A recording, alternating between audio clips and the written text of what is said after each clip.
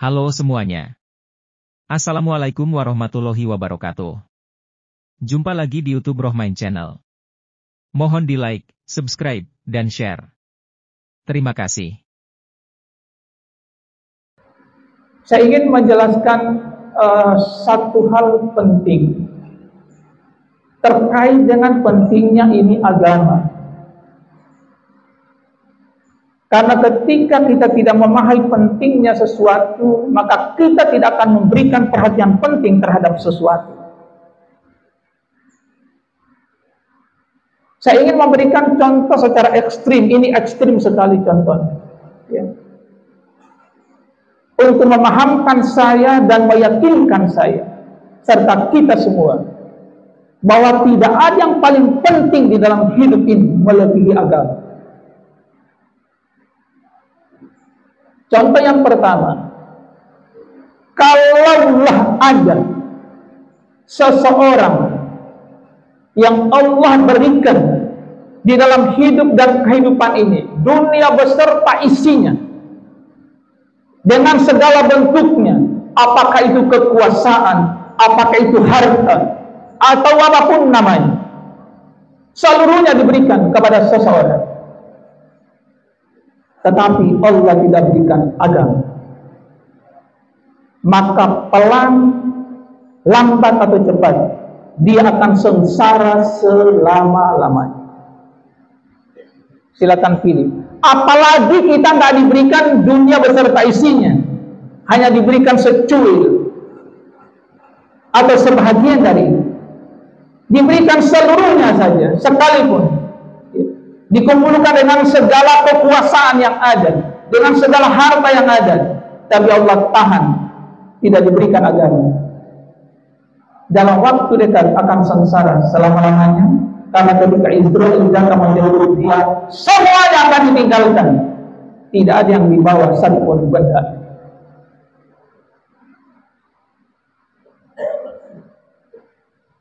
Contoh ekstrim yang kedua, ada seseorang yang sama sekali tidak diberikan apapun, padahal tidak ada.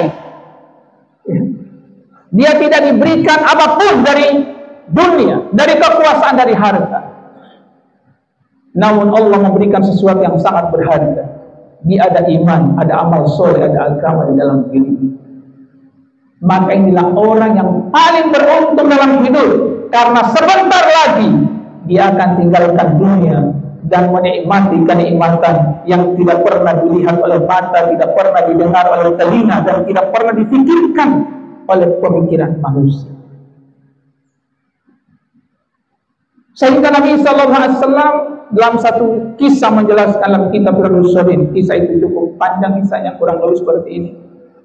Kalau seseorang Allah berikan dia segala nikmat, kenikmatan dunia, tetapi dia menjadi ahli neraka Allah Subhanahu wa ta'ala, dicebur ke dalam neraka sebentar dan Allah angkat dia, dan dia tanya, wahai bulan, wahai hambaku, pernahkah kamu merasakan kebahagiaan hidup? Pernahkah kamu merasakan kenikmatan hidup selama 100 tahun? Dia menafikan seluruhnya, bahwa belum pernah sama sekali dia merasakan kenikmatan hidup, kebahagiaan hidup. Padahal selama 100 tahun dia bergelimang di dalam kenikmatan hidup. Akhirnya ada bapak ibu juga, bapak ibu, saudara-saudara sekalian, kesengsaraan dalam neraka sesaat menghapuskan seluruh memori kebahagiaan, kemuliaan, ketenangan di dunia. Silakan mau meninggalkan agama atau berpegang teguh dengan agama.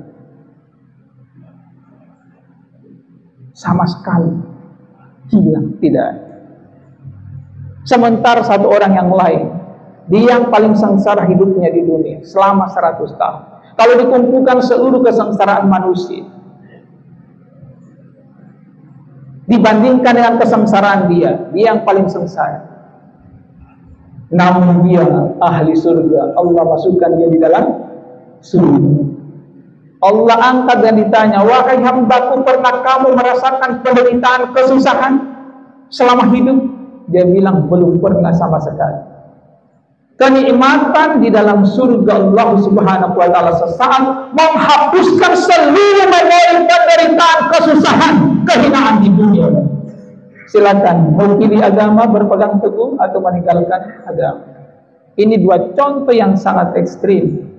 Padahal kita dalam hidup ini bukan juga sengsara-sengsara, dikasih sama Allah makan, minum, ya, dan lain-lain sebagainya. Maka mari kita tanamkan keyakinan ini bahwa tidak ada yang lebih penting dalam hidup ini melebihi agama. Tidak ada. Dan agama itu isinya cuma dua secara keseluruhan, iman dan amal soleh. Amal soleh itu dibagi lagi, namanya ubudiyah, muamalah, muasarat, dan akhlak. Itu kategori besar daripada agama. Dan akhir daripada segalanya, ya akhlak. Karena itulah tujuan Nabi Agung Muhammad SAW diutus oleh Allah Subhanahu wa taala. Inna mau'idku utammima makarim akhlak. Tadi Pak Zes dia bilang, salah satu bentuk akhlak adalah perkumpulan kita dengan penuh kasih sayang seperti itu. Dengan penuh keikhlasan datang dari tempat masing-masing. Nah, karena begitu pentingnya agama di dalam hidup dan kehidupan ini yang isinya iman dan amal soleh, maka harus mengambil perhatian penting bagi kita. Kita harus pastikan dalam diri kita punya tekad, punya azam yang kuat. Tidak ada satu perintah Allah pun yang saya tidak laksanakan, dan tidak ada satu larangan Allah pun yang saya kerjakan. Itu azam yang kuat. Walaupun kemudian dalam perjalanannya ada saja perintah Allah yang kita tinggalkan, ada saja larangan Allah yang kita laksanakan, Allah kemudian memberikan penetral dari itu yang disebut dengan istighfar. Maka modal dalam kehidupan ini adalah banyak istighfar. Ya Allah ya Rabb. Ya. Coba nanti dengar banyak kisah. Ya. Misalnya dalam kisahnya Imam Hasan Basri atau Imam Syafi'i atau Kiai Khalil Bangkalan. Ketika ada 4 kelompok manusia datang bertanya terkait dengan problem kehidupan mereka, dijawab semuanya, kamu istighfar. Ya. Murid-muridnya kemudian tanya, kenapa semua masalah dijawab dengan istighfar solusi? Kemudian Imam Hasan Basri atau Imam Syafi'i atau Kiai Khalil Bangkalan, dia baca di dalam surat Nuh fungsi manfaat daripada istighfar. Wa qul tastaghfiru rabbakum innahu kana ghaffara yursilis sama alaikum midrara wa yumdidukum bi amwal wa banin. Kalau mau menambah harta, bukan menambah jumlah jam kerja, tapi tambah istighfar. Hari ini orang kalau kurang hartanya tidak cukup dengan satu pekerjaan. Sudah bekerja pulang jadi tukang ojek lagi atau jadi tukang apa, lupa dengan istighfar. Ya.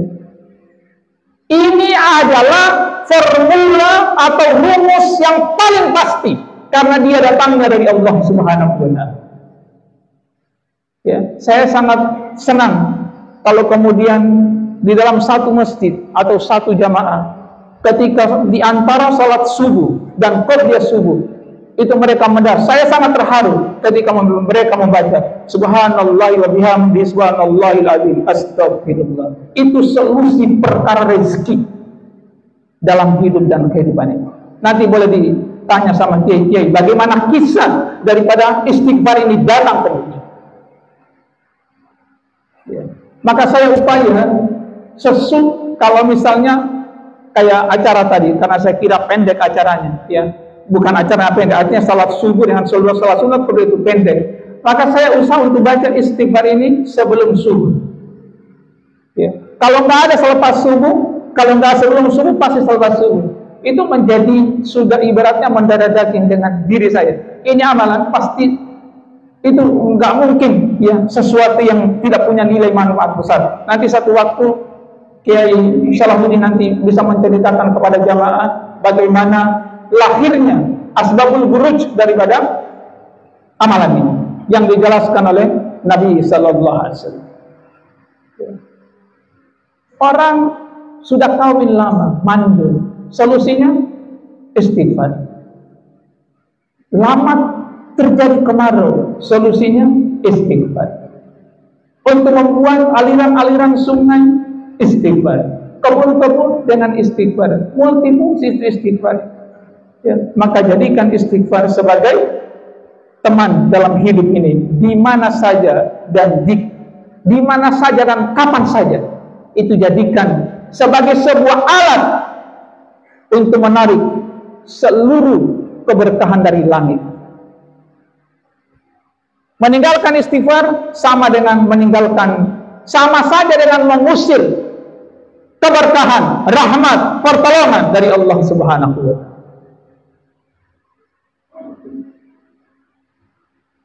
Jadi kita dalam hidup ini telah diperintahkan oleh Allah Subhanahu wa taala berbagai perintah, tapi karena kita sebagai manusia penuh dengan kelemahan, maka ketika kita tidak menjalankan itu dengan sempurna, istighfar. Dan ketika kita melaksanakan salah satu larangan Allah, ya, karena juga kelemahan daripada diri kita, solusinya adalah istighfar. Hebat sekali istighfar. Bahkan Allah tunggu ini hambanya ketika berbuat dosa dalam 1 jam, 2 jam, 3 jam, sampai 1 hari. Kalau kamu istighfar, dihapus oleh Allah Subhanahu wa taala. Itu hebatnya istighfar. Saudara-saudara sekalian, alim ulama yang saya muliakan, saya ingin memberikan pandangan singkat terkait dengan istiqomah. Karena yang paling berat dalam agama itu adalah istiqomah. Bagaimana kita bisa istiqomah? Dengan sholat subuh berjamaah, beristiqomah dengan berselawat, istiqomah dengan beristighfar, istiqomah menjalankan ini agama. Bahkan istiqomah di dalam iman. Karena ketika kita istiqomah dalam iman, tadi ayat yang dibaca, ya Allah, nanti akan turun malaikat, diperintah Allah, diberikan gambar gembira, jangan sedih, jangan takut, jangan khawatir. Luar biasa.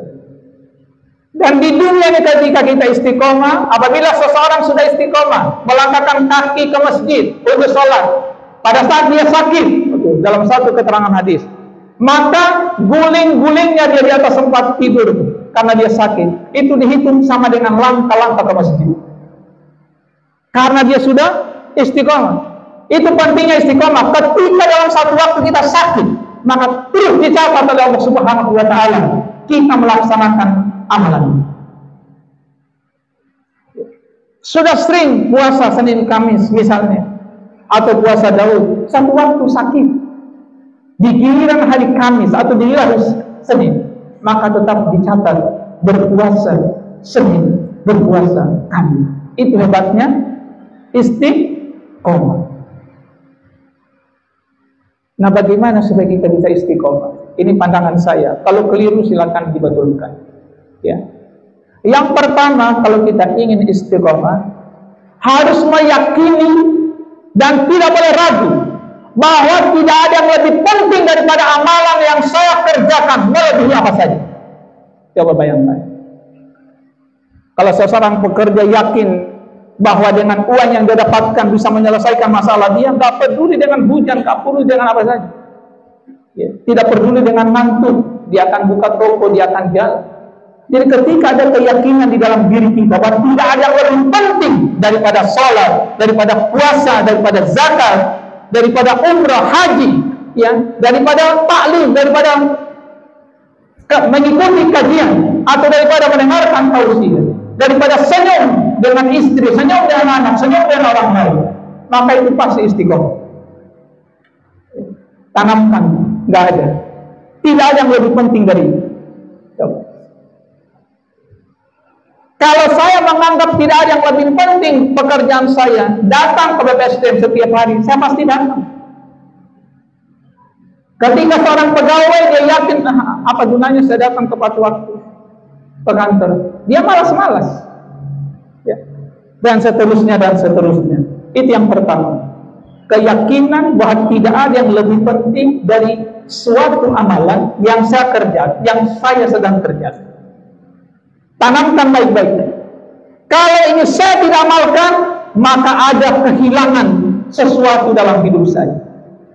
Kehilangan ketenangan dalam hidup saya, kehilangan keberkahan dalam hidup saya, kehilangan rahmat Allah dalam hidup saya, kehilangan segala macam hal-hal baik dari Allah. Pasti akan istiqomah. Yang kedua, sering dan senantiasa mendengarkan fadilah atau kelebihan dari satu amal. Itulah kemudian yang Allah jelaskan, ya. Wa idza tuliyat 'alaihim ayatuhu zadatuhum imanan. Allah Akbar. Apabila mereka mendengar ayat Allah, bertambah iman mereka. Cerita terkait dengan surga, naik iman mereka. Cerita dengan kepentingan daripada sholat berjamaah, naik keyakinan. Harus sering mendengar.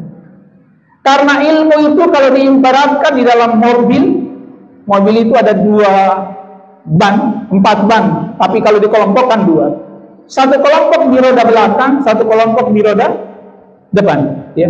Depan dan belakang. Kalau saudara-saudara, bapak-bapak, ibu-ibu lihat, roda di depan itu fungsinya adalah untuk mengarahkan belok kiri kanan. Tapi yang mendorong mobil untuk bergerak adalah roda belakang. Itulah ilmu masail. Ilmu berkaitan dengan syariat. Itu ilmu sama dengan roda depan dari mobil. Membelokkan kita, mengarahkan kita. Oh, ini kamu salah, ini belok, ini lurus. Tapi yang membuat kita bahwa ini adalah bisa dilaksanakan atau tidak, itu adalah ilmu fadhail. Roda belakang. Ya.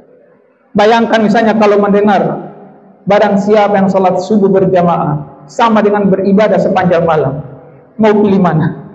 Coba. Sehingga kalau tidak berjamaah subuh, ya Allah, kehilangan berjamaah sepanjang malam. Satu hadis Nabi mengatakan, aku lebih suka ucapan subhanallah walhamdulillah wala ilaha illallah wallahu akbar daripada semua apa yang ada di bawah sinar matahari. Coba. Itu pasti tergerak hati kita, ya, untuk mendapatkan hal itu. Yang ketiga, disampaikan kepada orang lain. Terus bicarakan kepada orang. Kamu tahu nggak pentingnya ini? Tahu nggak pentingnya ini? Tahu nggak pentingnya ini? Masya Allah, luar biasa. Maka kita sendiri akan terdorong terus menerus. Luar biasa. Dan yang terakhir, istiqomah itu bukan milik manusia. Istiqomah milik siapa? Allah. Untuk mendatangkan sesuatu dari sisi Allah kepada kita melalui doa. Tadi sudah dijelaskan Al-Mukarram, ya, hadis. Maka minta istiqomah kepada Allah Subhanahu wa ta'ala. Ya. Bahkan kalau perlu tidak minta apapun juga, hanya minta istiqomah, minta hidayah dan istiqomah. Tidak usah minta apa saja. Itu sudah mendapatkan kekayaan yang hakiki di dalam hidup. Minta hidayah dan istiqomah dari Allah Subhanahu wa ta'ala.